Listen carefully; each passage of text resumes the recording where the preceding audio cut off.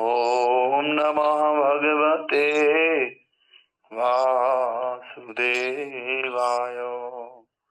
नारायणं नमस्कृत्यं नरं चैव नरोत्तमं देवीं सरस्वतीं व्यासं ततो जयमुदीरये। नष्टप्रायेषु भद्रेषु नित्यं भागवत सेवयां भगवते उत्तमश्लोके भक्तिर्भवति नैष्ठकी। कृष्णाय वासुदेवाय देवकी नन्दनाय च नन्दगोपकुमाराय श्रीगोविन्दाय नमो नमः। मूकं करोति वाचालं पङ्गुं लङ्घायते गिरिं यत्कृपां तम् अहं वन्दे श्रीगुरो दीनतारिणं श्रीपरमानन्दमाधवं श्रीकृष्णचैतन्य ईश्वरं गुरुवे गौरचन्द्राय राधिकाय तदालये कृष्णाय कृष्णभक्ताय तद्भक्ताय नमो नमः। नमो विष्णुपादाय कृष्णपृष्ठाय भूतले श्रीमते भक्तिवेदांत स्वामिने इति नामिने। नमस्ते सरस्वते देवे गौरवाणी प्रचारिणे निर्विशेष शून्यवादी पाश्चात्य देशतारिणे। जय श्री कृष्ण चैतन्य प्रभु नित्यानंद श्री अद्वैत गदाधर शिवासादि गौर भक्त वृंदा। हरे कृष्णा कृष्णा कृष्णा हरे हरे हरे राम राम राम हरे हरे। नमो पंकजनाभाय नमो पंकजमालिने नमो पंकजनेत्राय नमस्ते पंकजांग्रये। ग्रंथराज श्रीमद्भागवत महापुराण की जय। श्रील प्रभुपाद गुरु महाराज की जय। अनंत कोटि वैष्णव वृंद की जय। नमाचार्य श्रील हरिदास ठाकुर की जय। साई गौर प्रेमानंदे हरि हरि। तो आप सभी भक्तों का स्वागत है सुबह की भागवतम कक्षा में। और हम लोग श्रीमद् भागवतम का दूसरा स्कंद और इसका दूसरा अध्याय पढ़ रहे हैं। इसका नाम है हृदय में भगवान। जैसे हमारे हृदय में भगवान आएंगे। इसका श्लोक संख्या 2 इस प्रकार से है। शाब्दस्य हि ब्राह्मण एष पंथा यन्नामभिर्ध्यायति धीरपार्थे परिभ्रमं तत्र न विन्दते अर्थान् मायामये वासनया शयान। शाब्दस्य हि ब्रह्मण एष पन्था यन्नामभिर्ध्यायति धीरपार्थे परिभ्रमं तत्र न विन्दते अर्थान् मायामये वासनया शयान। हरे कृष्ण। हरे कृष्ण प्रभु जी। शाब्दस्य हि ब्रह्माण एषा पन्था यन्नामिमभिर्धायति धीरपार्थे परिभ्रमस् तत्र न विधत्ते अर्थान् मायामये वासनाया शयन्। हरे कृष्ण। हरे कृष्ण। शाब्दस्य हि ब्राह्मणाय सपन्था यत्नामभिधयायति अपार्थे परिब्रह्मणा तत्र न विद्यन्ते अर्थानां मायामये वासनाय शयान। हरे कृष्ण। धन्यवाद। हरि बोल। तो कल हमने देखा था पहले श्लोक में सुखदेव गोस्वामी ने बोला कि भैया जब ये ब्रह्मांड प्रकट भी नहीं हुआ था उससे पहले ब्रह्मा जी ने भगवान का तप किया और तप के द्वारा ध्यान के द्वारा भगवान को प्रसन्न करके उन्होंने उनकी चेतना जो विलुप्त हो चुकी थी उसको दोबारा प्राप्त किया और इस तरह से वो इस सृष्टि का दोबारा से निर्माण कर सके। तो कल का जो मैसेज था वो ये था कि हम सब लोगों की जो चेतना है संसार में रह रह करके वो विलुप्त हो जाती, तो भगवान का ध्यान करने से वो चेतना वापस आती। इसलिए हम सब लोगों को भगवान का ध्यान करना चाहिए ताकि हम अपनी खोई हुई चेतना को वापस प्राप्त कर सके। ऐसा कल का मैसेज था। आज आगे क्या कह रहे हैं, और एक और भी चीज कल लास्ट में प्रभुपाद जी ने कंक्लूड करी थी कि संसार में जो भी हम कुछ करते हैं उसमें कितना भी आप अच्छा कर लो उसमें त्रुटि रहती, तो इसीलिए कमियां रहती हैं। और हमने क्या करना है इन त्रुटियों वाले काम से ट्रांसफर होकर के बिना त्रुटि वाले भगवान की भक्ति करनी, अपने आप को ट्रांसफर करना है। क्योंकि जो आध्यात्मिक कार्य है उसमें त्रुटि नहीं होती। भगवान जब सम्मिलित हो जाते हैं तो वो कार्य त्रुटि विहीन हो जाता है। तो अभी हम त्रुटियों से भरे कार्य से त्रुटि रहित कार्य में अपने आप को ट्रांसफर करना है। तो आज का जो श्लोक है उसका अर्थ इस प्रकार से है, वैदिक ध्वनियों या वेद वाणी को प्रस्तुत करने की विधि इतनी मोहने वाली है कि वो व्यक्तियों की बुद्धि को स्वर्ग जैसी व्यर्थ की वस्तुओं की ओर लेकर जाती है। बद्ध जीव ऐसी स्वर्गिक मायामयी वासनाओं के सपनों में मंडराते रहते हैं, लेकिन ऐसे स्थानों में वे सच्चे सुख की प्राप्ति नहीं कर पाते। सोचिए, जो वेदों की वाणी है ना, वो कह रहे इतनी मोहने वाली है मन को कि वो हम जैसे व्यक्तियों को स्वर्ग की तरफ लेकर के जाना चाहती है। जैसे हम सोचते हैं वेदों की वाणी, हम सब स्वर्ग जाना चाहते हैं। लेकिन देखिए सुखदेव गोस्वामी क्या कह रहे हैं, कितनी बड़ी बात कह रहे हैं। हम सब लोग कहते हैं स्वर्गवासी हमारे पिताजी या दादाजी फला फला आदमी, सब लोग खुश होते हैं स्वर्गवासी, भगवान उनको स्वर्ग में स्थान दे। लेकिन सुखदेव गोस्वामी कह रहे हैं स्वर्ग जैसी व्यर्थ की वस्तुओं की ओर लेकर जाते हैं, यानी कि स्वर्ग को व्यर्थ बता दिया, बेकार की वस्तु है स्वर्ग। और बद्ध जीव को ऐसी स्वर्गिक मायामयी वासनाओं के सपनों में मंडराते रहते हैं। सब लोग सोचते हैं जो भक्ति में आ गए, आध्यात्मिकता में आ गए, जो पूजा पाठ करते हैं, वो लोग समझ रहे हैं हम तो बिल्कुल बढ़िया है, हम तो धार्मिक लोग हैं, हम तो स्वर्ग जाएंगे, अवश्य रूप से स्वर्ग जाएंगे। लेकिन क्या स्वर्ग जाना बहुत अच्छी बात है?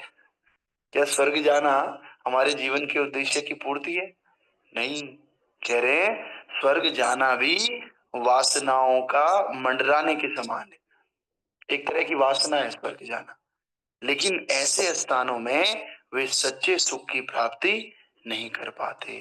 यानी कि कोई व्यक्ति अगर पूजा पाठ करके स्वर्ग भी चले जाए, स्वर्ग में जाकर भी उस सच्चे सुख की प्राप्ति नहीं कर सकता है, क्योंकि क्षीणे पुण्य मर्त्य लोके विशन्ति।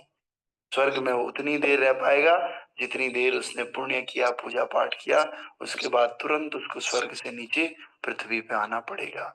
भले वो 1000 साल रह ले, 10,000 साल स्वर्ग में रह ले, लेकिन एक दिन उसको नीचे आना पड़ेगा। तो ऐसी मुक्ति का भी क्या फायदा, जिस मुक्ति में वापस आपको इधर ही आना है। समझ रहे? तो हमें मुक्ति कैसी चाहिए? यत गत्वा न निवर्तन्ते तद्धाम परमा मम। जहां जाकर के हमें वापस ना आना पड़े। वापस आपने 10th पास कर दी और आपको बोला ठीक है जब तक रिजल्ट नहीं आया आप 2-3 महीने 11th में चले जाओ। फिर 2-3 महीने बाद जुलाई अगस्त आया, बोला ना ना आप तो फेल हो गए, आप वापस चले जाओ 10th। तो ऐसे 11th में जाने का क्या फायदा? 2-3 महीने के लिए वो बोलेगा नहीं नहीं मैं नहीं जा रहा 2-3 महीने। जो बुद्धिमान व्यक्ति होगा, ऐसी ये 2-3 महीने के बराबर ही है 10,000 साल भी, क्योंकि पुनः धरती पर आना ही है। और धरती पे आने का मतलब ये नहीं कि अब वो स्वर्ग से आया है तो बस अब वो किसी गंदे कामों में पड़ ही नहीं सकता। पहले उसको मनुष्य की योनि मिलती है, फिर मनुष्य में वो फिर पाप करने लगेगा धीरे धीरे, पाप के कारण फिर जानवरों की योनि, और फिर से वही 84 लाख का चक्कर काटता रहेगा। और इसलिए सुखदेव गोस्वामी स्वर्ग के चक्कर को बेकार का चक्कर कह रहे। इसीलिए केवल चक्कर किसका लगाओ? जहां से एक बार चले जाने के बाद वापस ना आना पड़े। वो कौन सा धाम है? न तद भासयते सूर्यो न शशांको न पावको यत गत्वा न निवर्तन्ते तद्धाम परमं मम। अरे जहाँ चंद्रमा की आवश्यकता नहीं, जहाँ सूर्य की आवश्यकता नहीं, बिजली पानी हवा किसी की भी आवश्यकता नहीं है, ऐसा भगवान का सुप्रीम धाम है, सुप्रीम अवार्ड ऑफ कृष्णा। ऐसे धाम में अगर आप चले गए तो जीवन का उद्देश्य पूरा हो गया, फिर दोबारा यहाँ आने का खतरा भी नहीं है।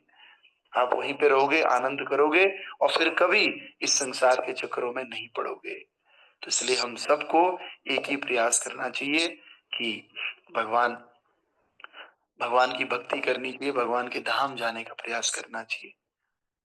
इसीलिए संत कहते हैं बस तुझ में मुझ में भेद, मैं नर हूं तुम नारायण हो,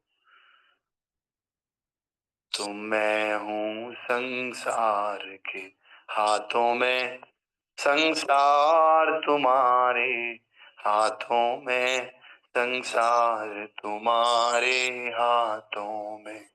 अब सौंप दिया इस जीवन का सब भार तुम्हारे हाथों में, सब भार तुम्हारे हाथों में। अब जीत तुम्हारे हाथों में और हार तुम्हारे हाथों में, और हार तुम्हारे हाथों में। तो फिर अब करना क्या है? जब स्वर्ग भी हमारे काम का नहीं है, तो फिर भगवान बंसी वाले से, गिरिधर उठैया से हमें प्रार्थना करनी है, ठाकुर जी अब हमारे जीवन का सब कुछ आपके हाथ में है, आप जैसा चाहो, क्योंकि हम बस आपके यहाँ आना चाहते हैं, बस, है ना। मेरा जीवन मरण छुटा देना, मेरे दीन दयाल नंदलाल हरि, मुझे वृंदावन मुझको बुला लेना। मेरी आंख से पर्दा धोई का हटा, मेरा जीवन मरण छुड़ा देना। मेरे दीन दयाल नंदलाल हरि, वृंदावन मोहे बुला लेना। तो क्या बोलना है ठाकुर जी से? मुझे वृंदावन बुला लो, मुझे स्वर्ग नहीं चाहिए, कुछ नहीं चाहिए मुझे, आप अपने यहाँ बुला दो। और मेरी आंख से पर्दा दुई का हटा, जो ये अज्ञान का पर्दा लगा हुआ है, जिसके कारण मैं चाह रहा हूं मैं स्वर्ग जाऊं, मैं निर्विशेष ब्रह्म में लीन हो जाऊं, इस संसार में भोग करूं, या अगले जन्म में बड़ा सा आदमी बनूं, अंबानी की औलाद बन जाऊं, ये सब दुई का पर्दा हटा दो, हटा करके अपना दर्शन करा दो, और मेरा जन्म और चक्र का मृत्यु हटा दो। मेरी अंत में होगी क्या क्या दशा, करुणा का हाथ बटा देना। वी डोंट नो कि अंत में हमारी क्या दशा होगी, इसलिए ठाकुर जी से प्रार्थना करो कि अंत में हमारी पता नहीं कैसी दशा होगी, आप बस अपने करुणा का हाथ बटा देना। ऐसे प्रेयर से जो है आप अपने जीवन को धन्य बनाओ, है ना। तो यही वास्तव में जीवन की पूर्णता है। This is the perfection of life. आप सब लोगों का अभी तात्पर्य हमने शुरू नहीं किया। तात्पर्य वाय अर्चनीय बंदनीय प्रातः स्मरणीय जगत गुरु श्रील प्रभुपाद जी द्वारा, श्रील प्रभुपाद की जय। प्रभुपाद बता रहे तात्पर्य में, बद्ध जीव भौतिक संसार के भीतर ब्रह्मांड की सीमा तक भी सुख के लिए तरह तरह की योजनाएं बनाने में हमेशा व्यस्त रहता है। हम लोग हमेशा व्यस्त रहते हैं योजना बनाने में। वो इस पृथ्वी ग्रह पर उपलब्ध सुविधाओं से भी संतुष्ट नहीं होता। जहाँ उसने प्रकृति के संसाधनों का शोषण अपनी शक्ति के अनुसार महत्तम मात्रा में किया है, वो चंद्रमा या शुक्र लोक में भी वहां के संसाधनों का दोहन करने के लिए जाना चाहता है। लेकिन भगवान ने श्रीमद् भगवद गीता में इस ब्रह्मांड के असंख्य ग्रहों तथा अन्य प्रणालियों के ग्रहों की व्यर्थता के विषय में हमें आगाह किया है। हम लोग कोई स्वर्ग में भी जाना चाहता है ना, तो एक ही इच्छा के कारण, वहां सेवा करने नहीं जाना चाह रहा है, वहां भोग करने चाह रहा है। उसने कहीं से सुना है कि स्वर्ग में एक वृक्ष होता है, उससे डिमांड करो कुछ भी खाना है, कुछ भी पीना है, अप्सराएं होती हैं, स्वर्ग में सोम रस मिलता है जिसको यहाँ वाइन बोलते हैं, खुश हो जाता है, अब तो स्वर्ग जाएंगे। समझ रहे हैं? तो इस प्रकार से, और जिसको स्वर्ग का नहीं पता, वो क्या कर रहा है, वो यहाँ पर योजनाएं बना रहा है अलग अलग। उसे नहीं पता थोड़ी देर की हम यहाँ पर है, पता नहीं कब हमारा राम नाम सत्य हो जाएगा, लेकिन फिर भी वो योजनाएं बना रहा है। एक व्यक्ति मेरे साथ था, तो हम एक दिन एक रात कहीं गए रुकने के लिए, एक दिन के लिए, बस एक रात के लिए, सुबह हमें निकलना है वहां से। तो हम 9-10 बजे पहुंचे, तो वो व्यक्ति क्या कर रहा है, कील से वो ठोक रहा है कि यहाँ हम माला टांकेंगे, यहाँ हम ऐसा करेंगे। पूरा उसने 12, 12:30, 1 बजा दिया ये सब करने में। कितनी देर के लिए? बस रात रात तो रहना है। यहाँ तौलिया टांक सकते हो आप, यहाँ पर अभी कपड़े उतारेंगे ना तो वो टांक सकते हो, यहाँ पे हम अपना बैग वैग रख सकते हो। पूरी योजना बना रहा है, लेकिन कितनी देर के लिए? सुबह 5, 5:30 बजे वहां से निकलना था। तो सोचिए, उसने सारी नींद खराब कर दी, माला खराब कर दी, भजन छोड़ दिया, किस काम के लिए? बस थोड़ी देर तो वहां पर रहना है। सोचो, जब वो व्यक्ति एक रात के लिए इतना कर सकता है, जब उसके दिमाग में ये बैठा हुआ है मैंने तो 60-70 साल जीना है भैया, फिर वो क्या करेगा? पूरा जीवन अपना इन्हीं योजनाओं में लगा देता है, ये कर देते हैं, वो कर देते हैं। एक भक्त के घर में गया, आप लोग बुरा मत मानिए, कोई अगर ऐसा करता हो तो वो भक्त बहुत ही पढ़े लिखे व्यक्ति हैं, डॉक्टरेट हैं, पीएचडी हैं। तो भक्त मुझे बुलाते रहते हैं, प्रभु जी आप आइए, प्रसाद यहाँ पाना है आपने, थोड़ा भजन कीर्तन हो जाएगा। सुबह सुबह उठे तो उठ के मैंने कहा प्रभु जी आइए माला वाला करते हैं। कह रहे हैं प्रभु जी कहाँ, ये देखो पूरा हम लोग यहाँ रहते नहीं है, अभी तो बहुत काम है 1 बजे तक, माला 1 डेढ़ बजे के बाद देखूंगा मैं, अभी तो पर्दे लाने हैं, घंटाघर जाना है, ये करना है वो करना है, सफाई में लग गया वो आदमी, बस आ रहा हूँ थोड़ी देर में आ रहा हूँ, थोड़ी देर में आ रहा हूँ। मंगला आरती हो गई, जप हो गया, उनके बच्चे आ रहे हैं, उनकी वाइफ आ रही है, और वो आदमी आए नहीं। और डिवोटी है, ऐसा नहीं है कि उनको कुछ भी पता नहीं है। तो लोग ऐसे फंसे हुए हैं, इतने पढ़े लिखे लोग सब कुछ जानते हैं। 1 डेढ़ बजे उन्होंने भात दाल खाया, भात दाल खा करके सो गए, फिर शाम को बुला रहे अब तो एक मीटिंग में जाना है मुझे। लिटरली एक माला भी उन्होंने उठाया नहीं ढंग से। फिर वो मीटिंग से वापस आए रात को फिर हरे कृष्णा हरे कृष्णा हरे हरे राम राम राम राम, गप्पे मारने लग गए, गप्पे मारते मारते माला करने लग गए। आज 40 मिनट में बोलते हैं कि हाँ मेरी माला हो गई। अरे प्रभु जी आपको नहीं पता, बहुत स्पीड है, मैं तो 7-8 साल से माला कर रहा हूँ, मैं तो 40 मिनट में, कभी कभी आधे घंटे में 16 माला कर देता हूँ। समझ रहे हैं? तो दिस इज अ जस्टिफिकेशन। तो इस तरह से हम लोग फंसे हुए हैं इस कलयुगी विचारधारा में, क्योंकि हम लोग क्लास नहीं लेते और उनको बोलते हैं प्रभु जी क्लास में आइए। अरे प्रभु जी मैं सुन लेता हूँ, आपका रिकॉर्डेड सुन लेता हूँ कभी कभी, और कल इनका सुन लेता हूँ, परसों उनका सुन लेता हूँ, और पढ़ भी लेता हूँ मैं, बस आप अपनी कृपा बना के रखना। अरे क्लास में नहीं आओगे, सुनोगे नहीं, तो ये तो अंधविश्वास है ना कि कृपा बनाए रखना। ये कोई निर्मल बाबा थोड़ी है, हरी चटनी खा लेना, लाल चटनी खा लेंगे, आपकी कृपा बनी रहेगी। अरे भैया ये साइंटिफिक प्रोसेस है, पढ़ोगे सुनोगे भगवान को याद करोगे तो उद्धार होगा। सौर्य प्रभु की जय। सौर्य प्रभु हरे कृष्णा। हरे कृष्ण प्रभु मैं प्रणाम। प्रभु जी एक क्वेश्चन था कि जैसे आप बोलो ना कि हमें सब कुछ पता होता है लेकिन उसके बाद भी हम ये कदम उठा देते हैं। तो प्रभु जी जैसे कभी कभी हमारे साथ भी होता है कि हमें शास्त्रों के बारे में तो पता है कि ये चीज नहीं करना चाहिए, लेकिन उसके बाद भी हम वो चीज करते हैं। उस टाइम भूल जाते हैं कि उस टाइम याद नहीं आता है कि ऐसे ऐसे, तो प्रभु जी उस टाइम क्या कर सकते हैं? वो संग की कमी की वजह से होता है। जैसे मंदिर में रहते हैं तो हम सुबह जल्दी उठ जाते हैं, घर में रहते हैं तो मान लिया 3:25 पे ही नींद खुल गई, मंदिर में रहेंगे तो 3:25 वाला आदमी उठ जाएगा फट से। लेकिन यहाँ पर ऐसा संग नहीं है, वो संग ताकत देता है, ताकत नहीं आ पा रही। आपने देखा होगा कई बार आपको लगता है कि नहीं सुबह के लिए कपड़े प्रेस नहीं है, या फिर मुझे मोबाइल चार्ज पे लगाना था, लेकिन आप लेट जाते हो। लेकिन सब कुछ पता होता है दिमाग में यार चार्ज हो जाएगा तो अच्छा, लेकिन एक ताकत नहीं आती अंदर से। वो ताकत आती है भक्तों के संग से, ताकत आती है और अच्छा भजन करने से, वो ताकत आती है प्रैक्टिस।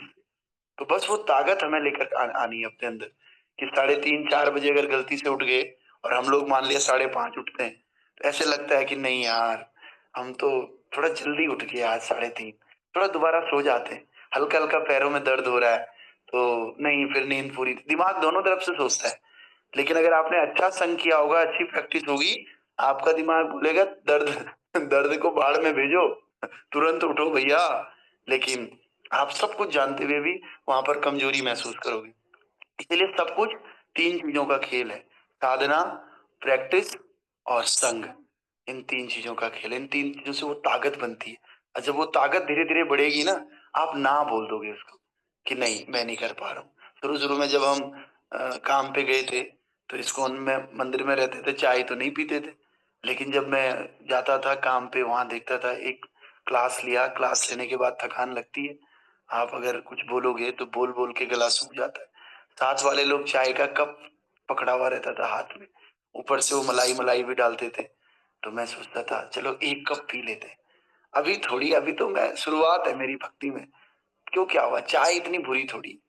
और हम लोग फिर बहाने ढूंढते हैं, फलाना भक्त भी तो पीता है, अरे चाय में कुछ नहीं है, कभी कभी चलता है। तो सोचो, ना नहीं बोल पाते थे। मंदिर में रह रहा हूं मैं, आज से 12 साल पहले की बात बता रहा हूँ, 10-12 साल पहले। I am living in temple, I am not taking tea and coffee in temple, but whenever I am going in that संगा I am using that, use पी रहा हूँ उसको। धीरे धीरे धीरे जब आप संग, मुझे लगा था हम शायद छोड़ नहीं पाएंगे ये चीजें, ऐसी लगता है, ऐसी हमें बड़ी चीजों के लिए लगता है, जैसे और चीजों के लिए बता नहीं रहा हूं मैं डिटेल में। तो आप समझ रहे होंगे अलग अलग चीजों के लिए अलग अलग कमी हर व्यक्ति के अंदर है। हमें ऐसा लगता है ये कमी जाएगी नहीं, लेकिन मेरा विश्वास कीजिए ये कमी जाएगी। थोड़ा समय ज्यादा लग सकता है, लेकिन हर दोष पूरी तरह से हमारे जीवन से निकल सकता है। फिर क्या होता था, अब मैं आपको स्टेप्स बता रहा हूँ। स्कूल में आकर के जहां मैं क्लास ले रहा हूँ, वहां पर चाय की आदत होती थी, और वो इतना गंदा था कि वो हर एक एक घंटे में चाय देते हैं। आप क्लास जा रहे हो तो लीजिए चाय लीजिए, क्लास से बाहर आ रहे हो लीजिए चाय लीजिए, क्योंकि क्लास जो लेते हैं उनका चाय पे बड़ा ध्यान रहता है। तो चाय हो गया, ठीक है। फिर धीरे धीरे क्या हुआ, स्कूल में तो बंद हो गया चाय वाय पीना, लेकिन जब मैं कहीं बस से या ट्रेन से जाता था ना, तो उस समय मन करता था, प्यासी में उतर जाओ, श्रीनगर में चले जाओ, कभी वृंदावन जा रहे हैं तो बीच में ट्रेन रुक गई, तो उस समय चाय की एक चुस्की ले ली। तो ये लेवल देखो, ये वाला लेवल खत्म, अब ऊपर वाला लेवल। तीसरा लेवल क्या है कि पीता तो नहीं था, लेकिन मन में होता था पी लूं क्या यार। तीसरा लेवल ये है। चौथा लेवल क्या है कि जो कि सबसे बड़ा लेवल है, अब चाहे हमारे सामने आए चाहे नहीं आए, हमें कोई लेना देना नहीं, उसको देख के उल्टी आती। मान लिया उसको सूंघ भी लिया तो ऐसे होता है, छी ये तो गंदा चीज है, सोचते भी नहीं है उसके बारे में। तो ये लेवल आने में थोड़ा समय लगता है, इसीलिए तो सीनियर भक्त होते हैं। वरना सीनियर भक्त और हम में क्या अंतर है, हम भी तो हरे कृष्ण जपते हैं, उनका प्रैक्टिस ज्यादा है, उनका संग ज्यादा है, उनका अनुभव ज्यादा है, समझ रहे हैं? उन्होंने हर चीज को स्टेप बाय स्टेप देखा है, इसीलिए सीनियर भक्त सीनियर है और हम जूनियर है। क्यों? अभी इतना अनुभव है नहीं। 15 साल का अनुभव और 2 साल का अनुभव, इसमें जमीन आसमान का अंतर है। जबकि मंगला आरती हम भी गा सकते हैं, हरे कृष्ण जपना हमें भी आ गया है, जबकि हमें भी पता है कि डिटीज को ऐसे उठाना है, लेकिन फिर भी अनुभव बहुत बड़ी चीज है ना? तो हम सबको इस तरह का काम करना है। ये तात्पर्य थोड़ा सा रह गया, आप लोग पढ़िए, नहीं तो कल हम इसको पूरा करेंगे। ग्रंथराज श्रीमद् भागवत महापुराण की जय। तो आप सभी लोग धीरे धीरे, अगर आपका नहीं होता कंट्रोल तो आप ये मत सोचिए, भक्ति पे विश्वास मत अपना खोइए, धीरे धीरे होता है। सबके जीवन में ये दोषों का निराकरण होगा, और ये भक्ति के प्रोसेस में मुझे पूरा विश्वास है और बहुत ताकत है इस भक्ति के प्रोसेस में। आप सब लोग बस नियमित रूप से जुड़िए, नियमित रूप से नाम जप कीजिए, नियमित रूप से कथा सुनिए, और धीरे धीरे प्रोग्रेस होगा। ग्रंथराज श्रीमद् भागवत महापुराण की जय। श्रील प्रभुपाद गुरु महाराज की जय। अनंत कोटि वैष्णव वृंद की जय। नामाचार्य शील हरिदास ठाकुर की जय। निताय गौर हरि प्रेमानंदे। हरि हरि बोल।